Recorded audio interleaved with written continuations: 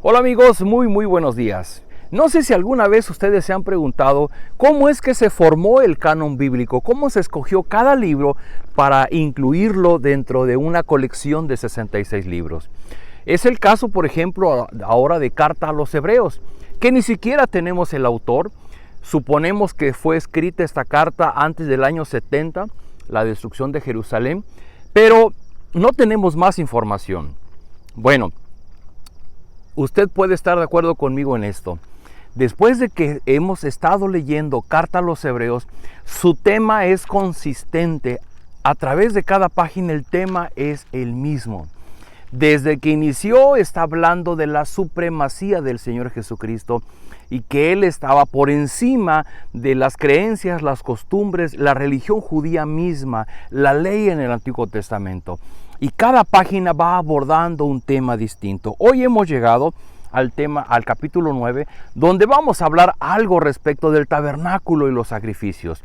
Usted puede decir, oiga, pero es que es el mismo tema. Sí, porque es la temática de esta carta. Cuando hemos leído otros libros, hemos seguido otra temática, pero ahora se trata de que el autor de la carta a los Hebreos está defendiendo la supremacía del Señor Jesucristo.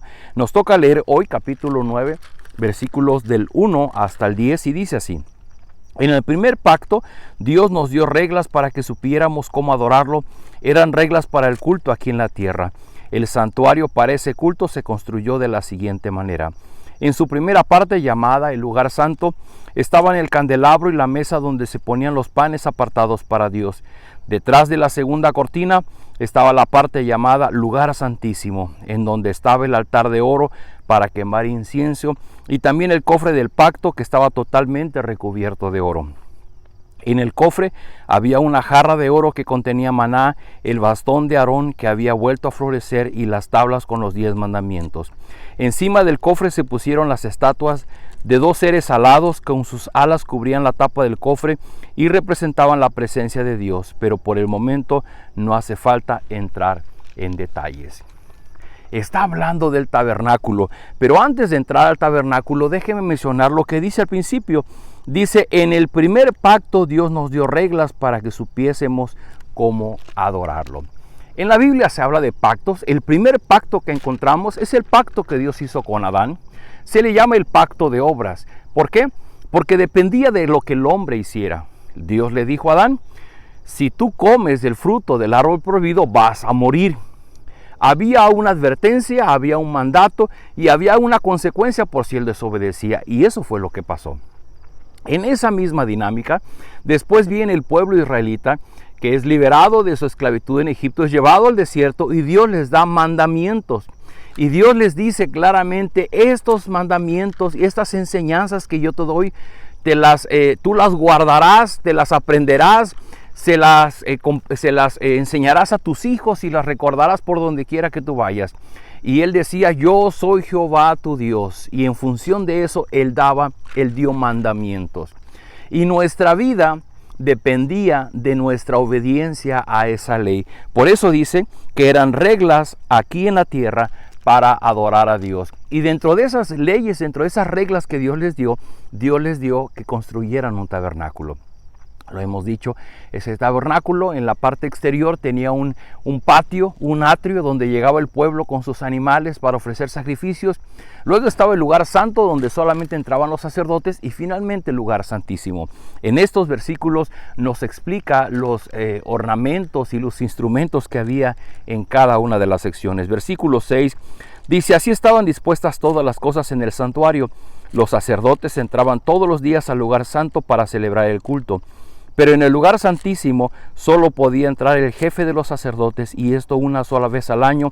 Entraba llevando la sangre de los animales que él y el pueblo ofrecían para pedir perdón a Dios cuando pecaban sin darse cuenta. De ese modo el Espíritu Santo da a entender que cuando aún existía el santuario, la entrada al lugar santísimo no le estaba permitida a cualquiera. Recuerde usted que cada evento, cada mandamiento que hay en el Antiguo Testamento es una figura de lo que está por venir. Y el tabernáculo está figurando, está dándonos una idea más clara del gran significado que tuvo la muerte del Señor Jesucristo. Es decir, el pueblo venía a buscar a Dios, pero de alguna manera Dios se manifestaba en el lugar santísimo. Y el pueblo, por su pecado, y aun cuando ofrecía sacrificios, no podía entrar ni al lugar santo, ni al lugar, mucho menos al lugar santísimo. En el lugar santísimo entraba el sumo sacerdote una vez al año y con una serie de rituales interminables. Y lo que está diciendo aquí es que, bueno, en la ley existe esto, las reglas y los mandatos que se nos dieron para que nosotros pudiéramos hallar la gracia delante de Dios. Dice versículo 9, todo esto se hizo así para mostrarnos lo que ahora es más importante. No podemos sentirnos perdonados solo por haber ofrecido ofrendas y sacrificios en el culto. Fíjese, esto Dios lo instituyó para enseñar a su pueblo de lo importante que era reconocer su pecado y venir ante Dios frecuentemente para encontrar el perdón de Dios.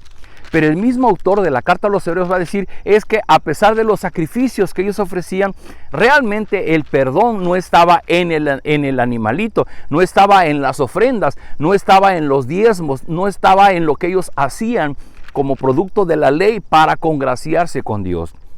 Versículo 10, todo esto son reglas que tienen que ver con comidas, bebidas y ceremonias de purificación que nos preparan para el culto.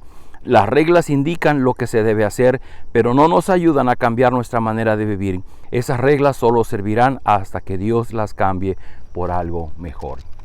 Queridos amigos, esta última parte, si usted tiene su Biblia a la mano, subráyela, porque es muy importante. Escuche, las reglas indican lo que se debe de hacer, pero no nos ayudan a cambiar nuestra manera de vivir.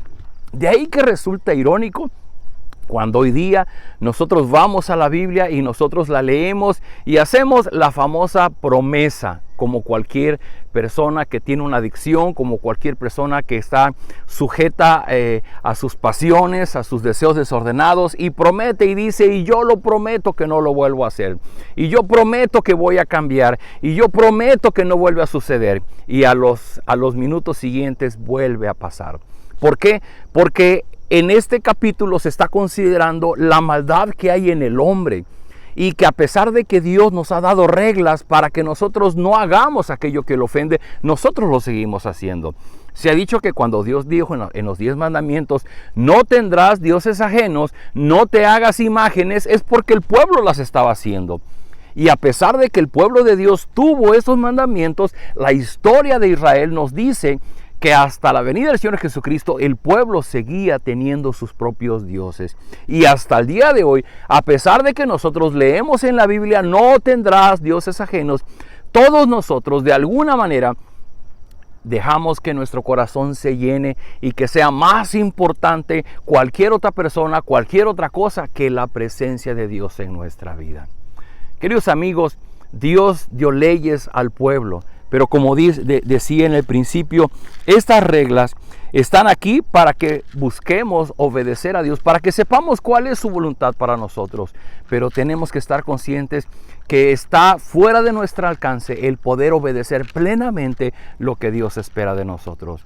Y usted me dirá, entonces, ¿qué vamos a hacer? Bueno, gran parte de la solución viene en el resto del capítulo 9, que lo leeremos mañana y todavía pasado. No se lo pierda usted, ahí viene en la siguiente porción versículos muy importantes. Tenga usted su Biblia a la mano, subráyelos y repáselos, porque de ahí depende nuestra comunión con Dios. ¿Cómo podemos hacer si nosotros no podemos cumplir las leyes, los mandatos, las reglas que Dios nos ha dado para estar en paz con Él? Por el contrario, las quebrantamos de continuo. ¿Cómo podemos encontrar el perdón de Dios? Esa es la respuesta que contestaremos en los siguientes días. Por ahora, acompáñenme a orar. Padre Celestial, gracias por tu palabra, gracias por esta hermosa mañana, gracias porque cada mañana es la evidencia de tu fidelidad con nosotros. Así como tu amor es mostrado a través del sacrificio del Señor Jesucristo en la cruz del Calvario para nuestra salvación.